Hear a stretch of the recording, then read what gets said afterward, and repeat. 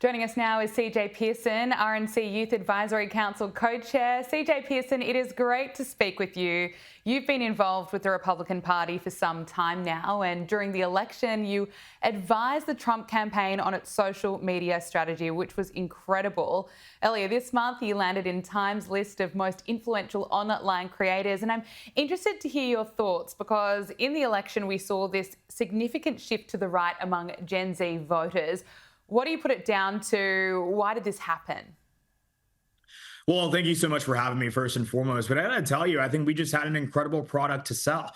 President Trump ran on an incredible platform of America First policies that connected with America's young people in a way in which we've never seen before. This past election, we saw a 20-point swing among voters from 18 to 29, and it was a direct result of the president's campaign strategy of reaching young people where they are. While Kamala Harris basement and shied away from long-form interviews, President Trump went on Joe Rogan. He went on Theo Vaughn. He talked to everyone and anyone who would listen to him. And that is exactly why we won and why young people left the Democrat Party in droves and continue to do so. Yeah, I absolutely agree. An incredible product to sell.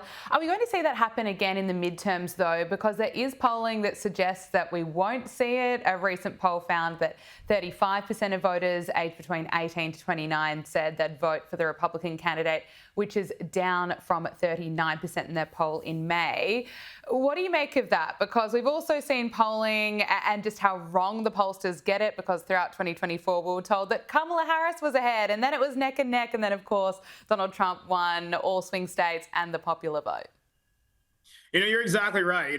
November 5th, 2024 taught me the only poll to believe is the one on election day. And so I think that's the strategy we're going to be taking here. But we're not going to rest on our laurels. We're not just going to rest on the fact that we were able to achieve that monumental feat with young voters in 2024 and just think it's going to automatically happen in 2026. The strategy remains the same. We're going to go to where America's young people are. We're going to take our message of absolutely of hope, opportunity, and all of those things that excited young people and brought them to our side to begin with, because we realize that unlike Democrats, we don't take these votes for granted. We don't believe that young people should just vote for us because of so-called vibes. They should vote for us because of policy.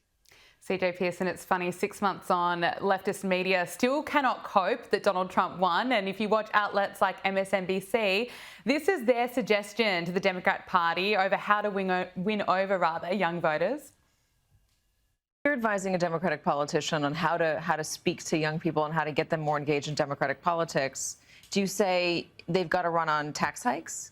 Is it a Bernie Sanders style campaign where you say, I'm going to tax the billionaires? There shouldn't be a billionaire class. There should be more equity. Is it a Democratic socialist campaign? Is it what Zohran Mamdani is doing? I think those messages are on the right track. I mean, when someone as radical as Zohran Mamdani is the new face of the Democrats, I think they are in trouble. But before I get your thoughts on what the Democrats should do, what's your assessment of the mainstream media over in the US and the role it played in the election? We saw CNN describe Donald Trump's assassination attempt as a fall. MSNBC kept calling Donald Trump Hitler on repeat. I mean, what's going on with the media in the US?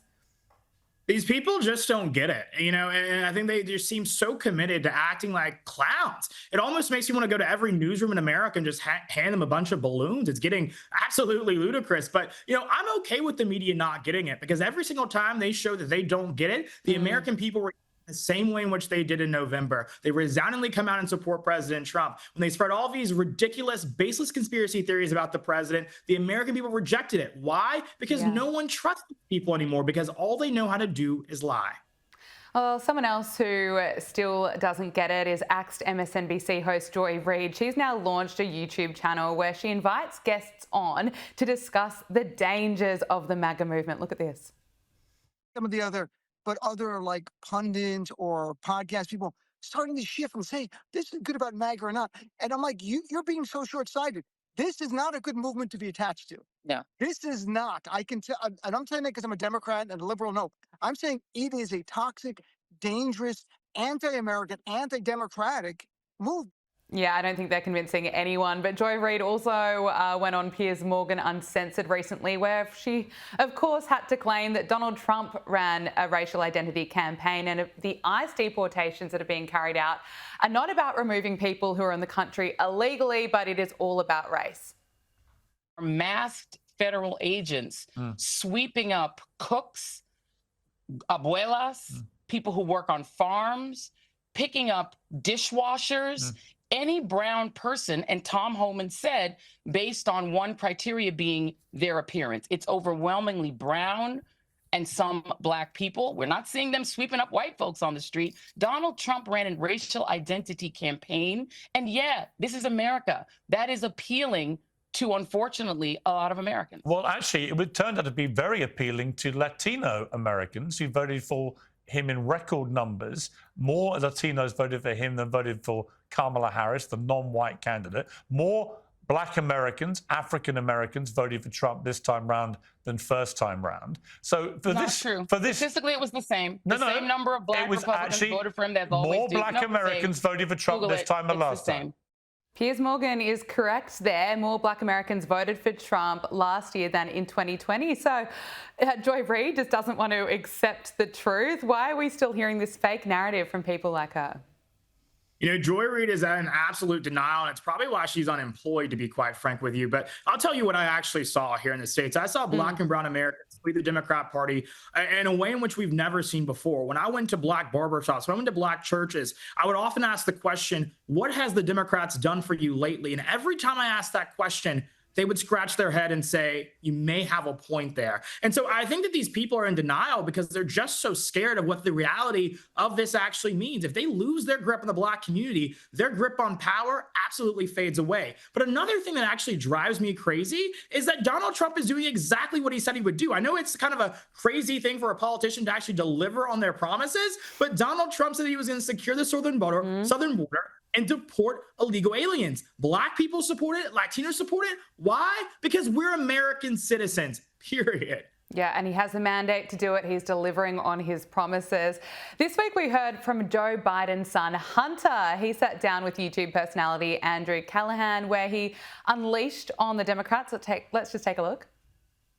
David Axelrod, who had one success in his political life, and that was Barack Obama. And that was because of Barack Obama, not because of David Axelrod. And David Plouffe and all of these guys, and the Pod Save America guys, who were junior speechwriters in, on Barack Obama's Senate staff, who have been dining out on the relationship with him for years, making millions of dollars. The Anita Dunns of the world, who's made $40, $50 million off the Democratic Party.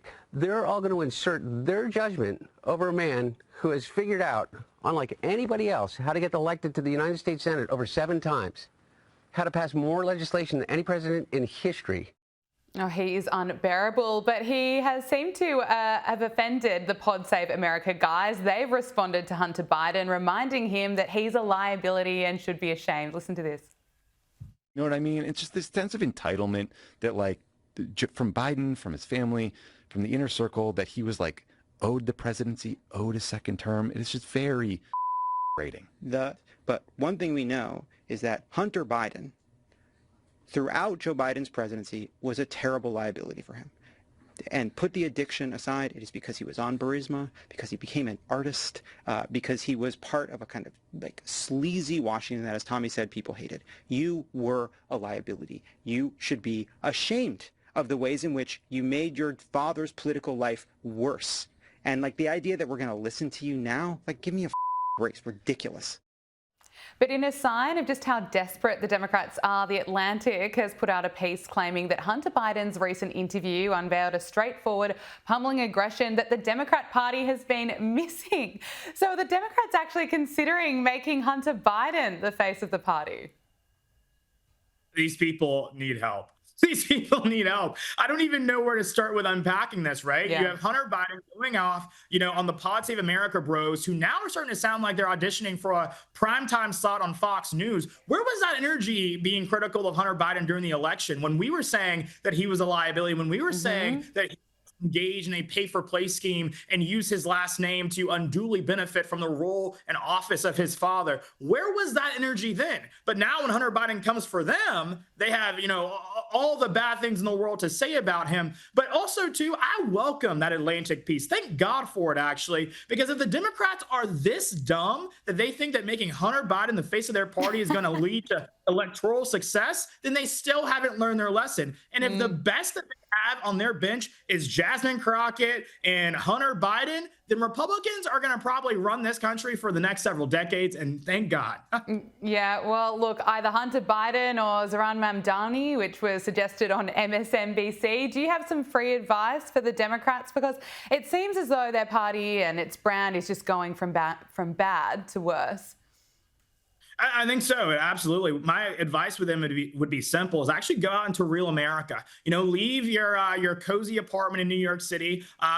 Leave LA and actually go to Alabama, go to Georgia, go to Ohio, go to all these swing states that President Trump won resoundingly, and go talk to real people and ask them what they think of Jasmine Crockett and Hunter Biden. And I think they'll tell you exactly what they think, and it might just be a little different than what they actually believe. CJ Pearson, RNC Youth Advisory Council co-chair, thank you so much for joining us on Power Hour. Brilliant to speak with you. Thanks for having me.